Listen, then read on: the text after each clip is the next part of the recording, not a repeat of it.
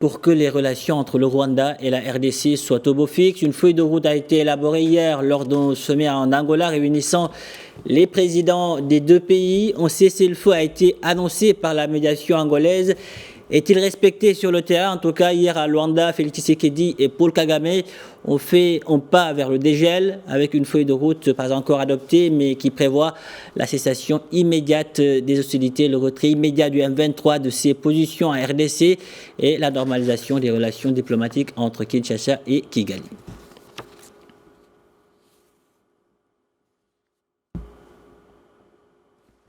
Mais pour parler de tout cela en direct de Kinshasa avec nous, l'analyste politique Henri Zozi. Henri Zozi, bonjour et merci d'avoir accepté notre invitation. À l'issue de la rencontre entre le président rwandais et son homologue de la RDC, la médiation angolaise a annoncé un cessez-le-feu.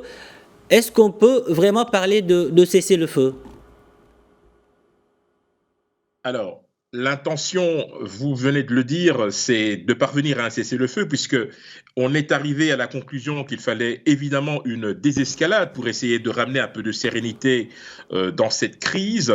Pour que le cessez-le-feu soit effectif, il faut d'abord qu'un mécanisme de vérification se mette en place. Il en existe déjà un, c'est le mécanisme conjoint de vérification élargie qui découle en fait de la conférence internationale sur les régions des Grands Lacs, mais il faudra évidemment d'autres instances. On pense évidemment à la MONUSCO qui pourrait effectivement attester des positions qui seraient figées et qui donneraient lieu à un désengagement des forces en présence. Mais si vous le permettez, je crois que ce qui est intéressant dans ce qui s'est passé à Luanda, c'est que non seulement Paul Kagame s'est déplacé, mais il a adhéré à ce qui sera considéré dans les prochains jours comme cette feuille de route et par la même occasion, il reconnaît d'une certaine manière l'implication de son pays dans cette crise. Donc, disons qu'il y a aujourd'hui une réelle volonté de désescalade entre les deux parties.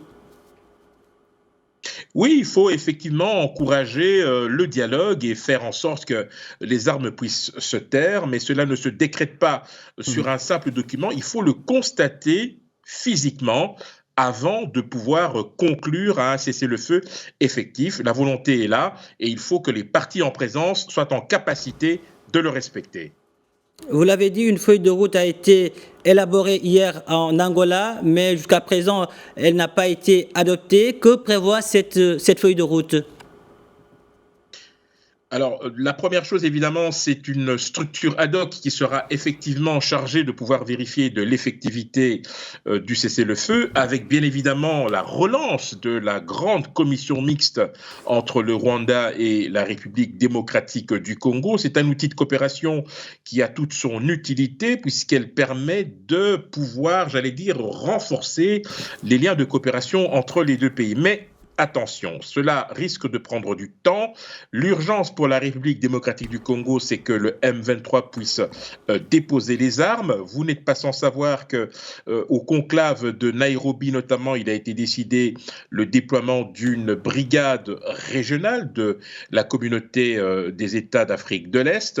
Cela fait beaucoup de nouvelles qu'il va falloir analyser de manière extrêmement rationnelle pour que l'on puisse démêler dans tout cela, évidemment, les éléments positifs qui nous permettraient d'espérer un retour à la paix dans la sous-région. Justement, qu'en est-il de cette brigade, de la brigade régionale qui a été mise en place? Alors, elle doit être déployée en tout cas assez rapidement. La MONUSCO a émis le souhait que les rôles et responsabilités de chacun soient clairement définis parce que vous savez, lorsque vous alignez plusieurs forces les unes à côté des autres, parfois il y a ce que l'on appelle des problèmes d'interopérabilité. Donc il faut mettre un peu de cohérence dans tout cela, mais je le répète encore une fois, pour que les bonnes intentions qui sont sorties de cette tripartite de Luanda soient respectées, il faut impérativement mettre en place un mécanisme de vérification qui soit en capacité de pouvoir informer toutes les parties de l'évolution de la situation sur le terrain.